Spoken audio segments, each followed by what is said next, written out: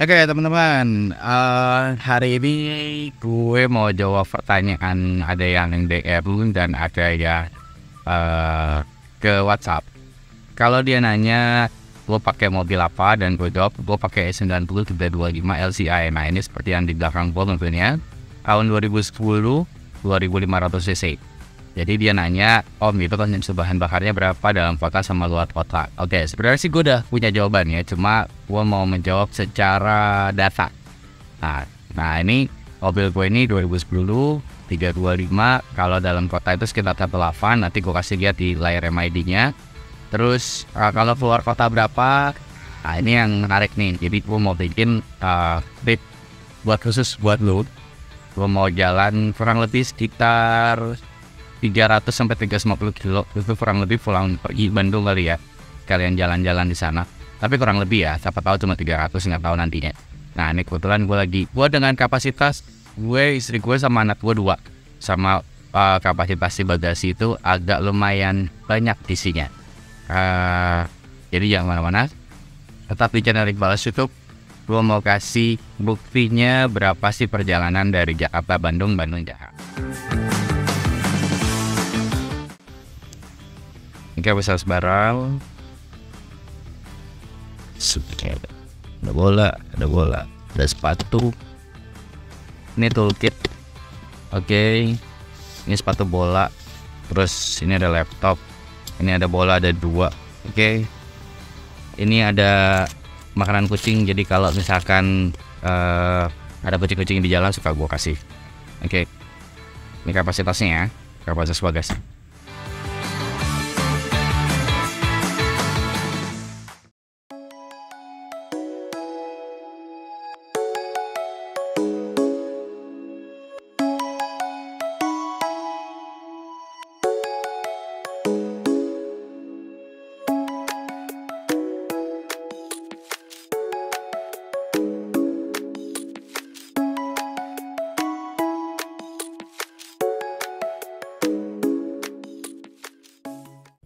Oke, ini teman-teman, ini gue udah mau melakukan perjalanan. Di belakang ada anak gue, di sini ada Kava. Halo Kava. Satu lagi Misha, dia ini pemain bola. Dari kecil udah hobinya main bola. Dan di belakang itu di bagasi itu banyak banget peralatan bola. Jadi kalau di sana ketemu temen ya udah main bola. Kalau ketemu lapangan main bola ya, kurang lebih begitulah. Jadi yang seperti gue bilang, kalau di bagasi itu kapasitas lumayan agak penuh. Terus kapasitasnya di sini ada istri gue nanti sama anak gue 2. Terus untuk ngebuktiin ini konsumsi bahan bakarnya dalam keadaan ini. Ini untuk konsumsi dalam kota. Ini gue 7,8. Nah 7,8 ini karena gue kemarin banyak idle mobilnya. Jadi banyak berhenti karena menunggu atau apa namanya ya, kondisinya anak gue tidur atau apa di mobil gitu-gitulah gitu. Ngelakuin range perjalanan yang nonstop dengan ritme variabel yang sama ya, dengan macet dengan apa itu kurang lebih sekitar 18,4 kadang-kadang. Nah ini pun juga kemarin ini sebenarnya karena faktor gue pakai oli. Nah olinya ini agak kekental, terlalu, menurut gue terlalu encer malah. Jadi gue nggak tahu kenapa. Tadinya gue pakai oli yang agak kental 1040. Gue nggak mau menyebut merek ya. Nah itu bensin gue bisa 185 sampai 19 kurang lebih. Nah tapi pas gue ganti yang lebih encer, ternyata agak lebih boros. Gue nggak tahu karena faktor kekentalannya atau karena faktor mereknya, karena merek yang gue pakai juga baru gue cobain gitu, kebetulan direkomendasiin akhirnya gue pakai, tapi kok lebih boros ya, tapi secara tarikan lumayan lebih enteng gitu. Oke, teman-teman, sekarang gue mau siap-siap dulu, kita mau berdoa dulu biasanya sebelum jalan perjalanan jauh atau perjalanan dekat. Oke, jadi jangan kemana-mana. Terus nonton terus berapa sih konsumsinya E90 325. Oke teman-teman.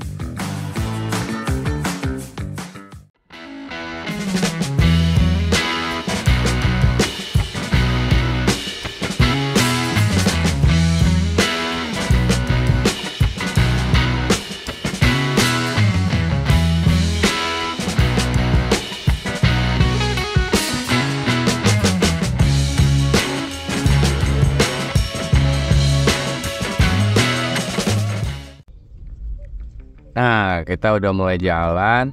Terus karena bensinnya tinggal setengah, jadi gue isi bensin dulu.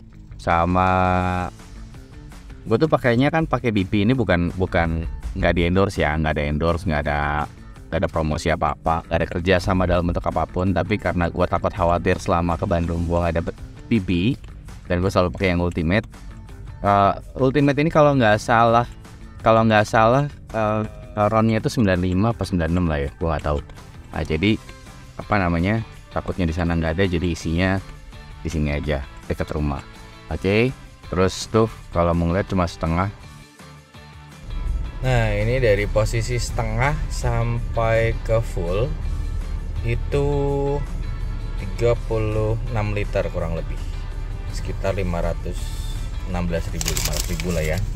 Terus di sini mau gue reset karena kita mau reset dari perjalanannya dari sini, kita reset. Oke, ini di reset. Terus yang di onboard juga, di onboard biarin lah ya.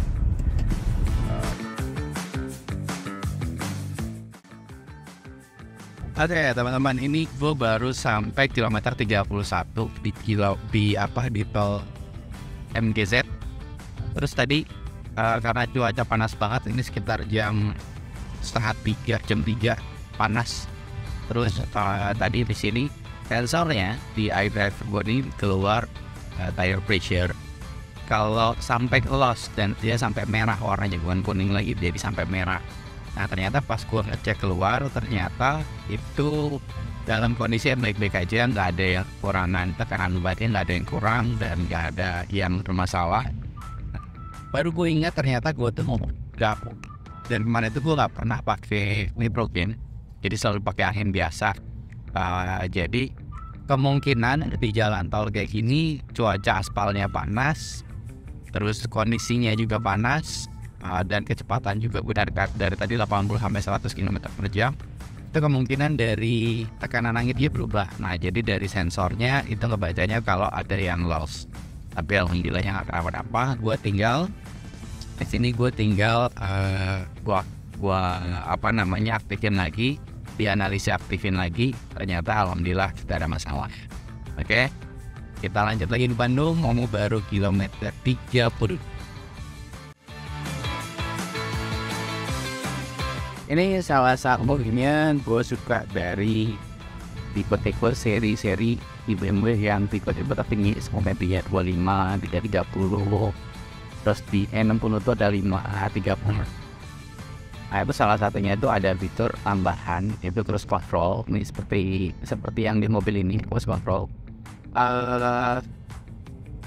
Jadi gunanya itu kalau kita lagi perjalanan jauh kayak gini, ini salah satu solusinya juga untuk ngebuat irit konsumsi BBM. Karena apa? Karena cruise control itu salah satunya untuk nge-lock speednya.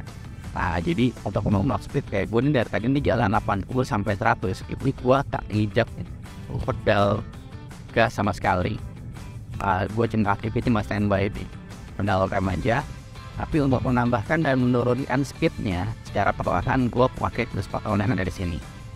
Jadi kalau dalam keadaan jalan lurus kayak gini, gue tinggal water aja dari switchnya, gue bisa naikin, gue turunin, dan di sini sudah dimonitoring langsung dari speedometernya. Jadi kecepatan kilometer berapa yang kita mau, misalkan 77, nah ini tinggal gue setting aja 77 atau 75, dan akhirnya dia menurunkan speednya.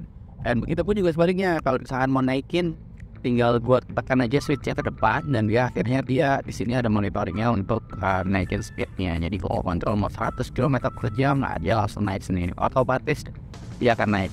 Nah di sini enaknya di sini kita perjalanan jauh, kita santai banget, kaki nggak pegal. Kayak gini santai banget, dan liter per 100-nya untuk volume pembukaan gasnya, pembukaan speednya itu lebih stabil. Jadi konsumsi liter per 100-nya itu nggak banyak. Nah ini kalau di BMW itu kan juga ada di speedometer itu ada liter per 100 km kan. Liter per 100 km itu berapa, itu kalian ngukur seberapa boros konsumsi bahan bakar mobil kalian. Nah, kalau dibikin cruise control, kalau kalian pakai cruise control itu pasti akan lebih stabil nih. Kayak mobil ini gue lari 80 km per jam, ini liter per 100 gue cuma 5 liter per 100. Nah, berarti ini irit banget.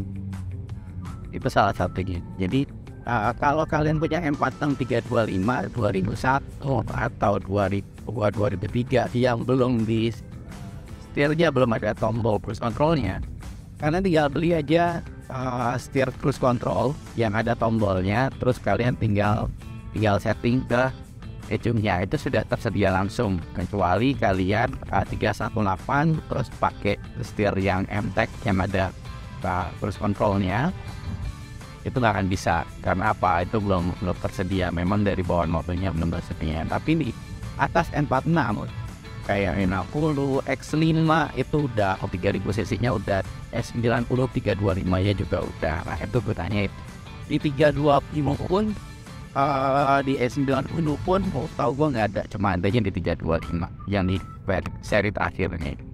Jadi enaknya kalau kalian beli MW yang high end yang seri-seri atas. Oke.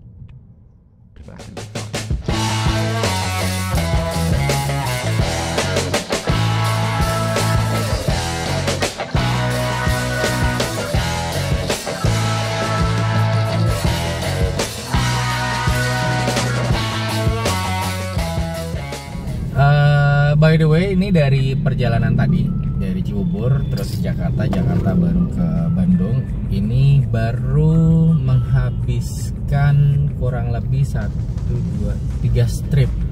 Belum nyampe 1 bar, baru 3 strip nih. Kalau mau dilihat segini nih, berarti masih 3/4 lebih ya. Jadi baru turun dari full. Tadi kita isi full tank, baru turun 3 strip. Nah, tadi baru keluar dari tol itu baru cuma habis 2 strip. Belum 1 bar. Jadi ini nih, kalau kameranya langsung sini, langsung dilihat aja nih. Masih segini kurang lebih. Jadi masih cukup irit juga, masih cukup irit. Oke.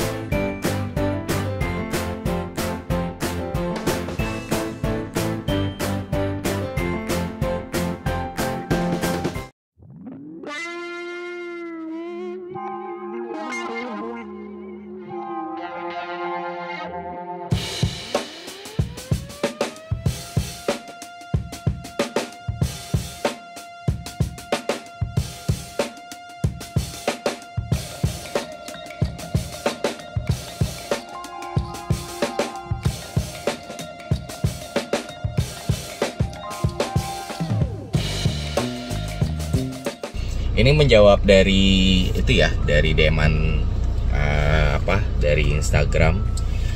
Dia mau beli S90 cuma pengen tahu konsumsi bahan bakar dari dalam kota sampai luar kota. Bermanfaat buat kalian, jadi kalian bisa pertimbangin kalau kalian mau beli apa, tipe apa, terus berapa konsumsi bahan bakarnya. Tapi kalau di dalam kota itu sekitar 1.8-an lah. Dan itu menurut gue juga di dalam kota 1.8-an masih oke banget lah. Semua mobil juga sekarang udah rata-rata 1.8-an kok, 1819 untuk mobil yang safety ya. Tapi kalau kalian mengincar mobil-mobil yang irit banget sampai 1.15 atau segala macam, nah itu pasti ada kelebihan dan kekurangannya. Karena apa? Karena mereka pasti sudah memperhitungkan semakin lo irit, itu pasti berat bobotnya ringan. Nah, itu lo harus pikirin di situ. Dan itu pun menyangkut dari kesafetiannya. Nah, safety itu bukan hanya sekedar airbag loh. Safety itu bukan hanya sekedar airbag. Karena airbag ini pun tidak menjamin 100% untuk selamat. Tapi yang terpenting itu adalah dari setiap material dari setiap bodinya. Nah, itu yang menurut gue itu lebih penting. Apalagi sampai rangkanya itu pasti sudah diperhitungkan di mobil-mobil Eropa. Nah, itu yang kalian harus ketahuin. Gue mau cerita sedikit selama perjalanan. Durasi durasinya sekitar 8 jam. Itu konsumsi bahan bakarnya sekitar 112 dan itu perjalanannya itu 340 kilo. 340 kilo itu pulang pergi ya, dari Cibubur, Jakarta, Bandung, terus habis gitu balik lagi. Dan di sini sebenarnya variabelnya di sini, jadi dari perjalanan awal gua berangkat itu sudah macet di tol sedikit. Nah, itu yang ngebuat variabel perhitungan konsumsinya jadi 112. Terus pada saat melakukan perjalanan pulang dari Cikampek itu sampai ke tol MGZ itu kurang lebih sekitar 15 kilo, hampir 15 kilo, dan itu macet total parah banget karena ada perbaikan jalan. Itu yang ngebuat jadinya dia ngebacanya kalau speednya 0 karena keadaan macet, tapi durasinya panjang. Nah, itu yang ngebuat jadi konsumsinya jadi 112. Tadinya ini 114. Oke, sekarang gue mau cerita tentang driving experience gue. Gue mendahulukan dari safety-nya. Kadang-kadang kita udah hati-hati tapi orang lain belum hati-hati. Jadi kena imbasnya juga kita, dan akhirnya kita juga bisa menjadi korban.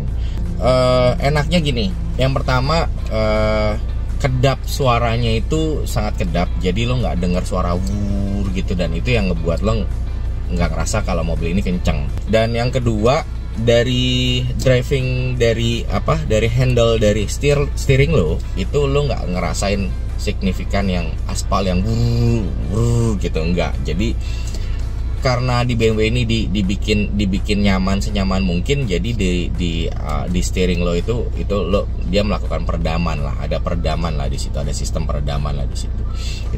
Terus yang ketiga, berat bobot.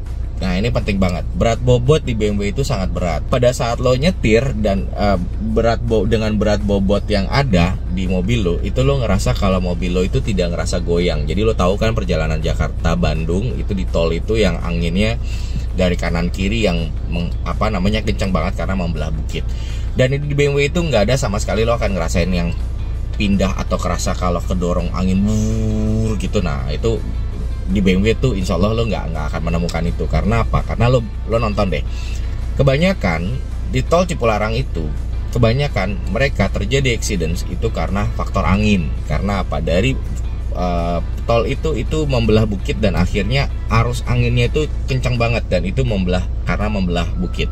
Nah, itu di BMW itu lo nggak akan menemukan itu. Karena apa? Sudah diukur dari ground clearance-nya, dari lebar bannya, dari berat bobotnya, dari tinggi bannya. Nah, itu sudah diukur. Nah, itu untuk apa? Untuk menghindari hal-hal yang kayak gitu loh.